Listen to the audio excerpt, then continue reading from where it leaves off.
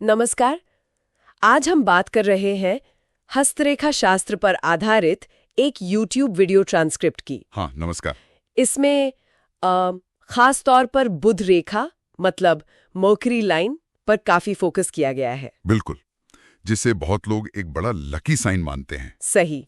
तो आज हम यही समझने की कोशिश करेंगे कि इस विश्लेषण के हिसाब से एक साफ और गहरी बुध रेखा इतनी अहम क्यों है और इसे कामयाबी से क्यों जोड़ा जाता है। और हाँ, कुछ और संकेतों पर भी नजर डालेंगे। हाँ, जरूर। देखिए, क्या है कि आमतौर पर लोग हथेली में कुछ खास चिन्ह ढूंढते रहते हैं, पर यह विश्लेषण कहता है कि असली भाग्य शायद आपकी बुध रेखा में छिपा हो। अच्छा। हाँ, ये रेखा जो छोटी उंगली के नीचे होती है ना, बुध पर्वत की तरफ जाती हुई, हाँ। ये सीधे सीधे आपके हुनर, आपके स्किल से जुड़ी हुई है। ओके, तो मतलब सिर्फ रेखा का होना ही काफी नहीं है। ये विश्लेषण कहता है कि उसकी क्वालिटी वो जरूरी है। हाँ, बिल्कुल। यही सबसे अहम बात है इसमें। एक गहरी और बिल्कुल साफ बुध रेखा वो बहुत जरूरी मानी गई है। ये इस बात का संकेत है कि इंसान ने शायद बचपन से ही अपने हुनर पर लगातार काम किया है, उसे मांझा है। ये सिर्फ कोई जवानी में सीखा हुआ हुनर नहीं है, ये जिंदगी भर चलने वाली प्रक्रिया है एक तरह से। अच्छा। और अगर रेखा टूटी फूटी हो या बहुत हल्की हो, तो शायद ये दिखाती है कि हुनर को निखारने में कहीं ना कहीं कमी रही है। दिलचस्प। तो ये रेखा महज भाग्य नहीं बल्कि एक तरह से मेहनत का सबूत है। हाँ, कुछ ऐसा ही। अब आपने बुध पर्वत का जिक्र किया। हाँ, छोटी उंगली के नीचे वाला हिस्सा। सही। तो विश्लेषण ये कहता है कि उस क्षेत्र में कम रेखाएं होना बेहतर है। कम रेखाएं? क्यों? क्योंकि बुध पर्वत का जो क्षेत्र है वो communication, maths, science, business sense, networking, इन सब चीजों से जुड़ा है। तो अगर वहां कम रेखाएं हैं, मतलब ज्यादा उलझाव नहीं है, तो इसका मतलब है एक साफ स्लेट। अच्छा, क्लीन स्लेट। हाँ, ऐसे लोग तेजी से सीखते हैं, जानकारी को बेहतर तरीके से ग्रहण कर पाते हैं। जहां ज्यादा उलझी हुई रेखाएं होती हैं, वो शायद थोड़ी भ्रम की स्थिति, कंफ्यूजन पैदा कर सकती हैं, साफ सोच में रुकावट डाल सकती हैं। समझ गए। इस विश्लेषण में एक उदाहरण भी था शायद, किसी व्यक्ति की हथेली का।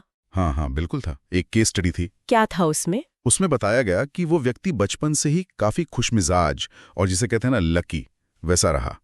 कॉमेडी वगैरह करता था, बहुत जिज्ञासु था।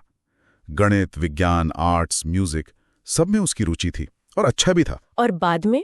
और बाद में वो मार्केटिंग और बिजनेस में काफी सफल हुआ। तो विश्लेषण ने इसे बुध रेखा से जोड़ा? हाँ, तर्क ये दिया गया कि उसकी तथाकथित किस्मत असल में उसकी विकसित की हुई काबिलियतों का नतीजा थी, और ये काबिलियत उसकी साफ गहरी बुध रेखा में दिख रही थी। मतलब marketing, research, communication, presentation skills, इन सब में उसकी सफलता की वजह ये रेखा बनी। अच्छा, निशानों में बहुत यकीन रखते हैं, जैसे झंडा, हाथी या त्रिशूल का निशान। हाँ, बिल्कुल। उनके बारे में क्या कहा गया है इस विश्लेषण में? देखिए, इस वीडियो का नजरिया थोड़ा अलग है। वो ये मानता है कि इन प्रतीकात्मक चिन्हों से सफलता का उतना पक्का अंदाजा नहीं लगता जितना कि बुध रेखा जैसे तर्कसंगत विश्लेषण से लग सकता है।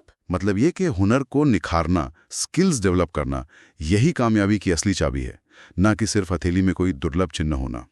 और जोर इस बात पर भी दिया गया कि कॉमन सेंस का इस्तेमाल करना चाहिए। ये दुर्लभ चिन्ह वैसे भी बहुत कम हाथों में मिलते हैं। सही बात है, स्किल्स पर फोकस ज्यादा है। बिल्कुल। अच्छा, और क्या कुछ और भी पॉजिटिव संकेत संक्षिप्त में बताए गए थे? हाँ, कुछ और चीजों का भी जिक्र था, जैसे अगर हृदय रेखा शनि पर्वत पर जाके खत्म हो। हाँ। और ये माना गया कि व्यक्ति का ध्यान पैसे पर ज्यादा रहता है। ओके। बृहस्पति पर्वत पर अगर कोई रेखा ऊपर की तरफ जा रही हो, तो वो ऊंचे पद या एम्बिशन की तरफ इशारा करती है। और हाँ, एक और चीज, धन त्रिकोण यानी मनी ट्रायंगल।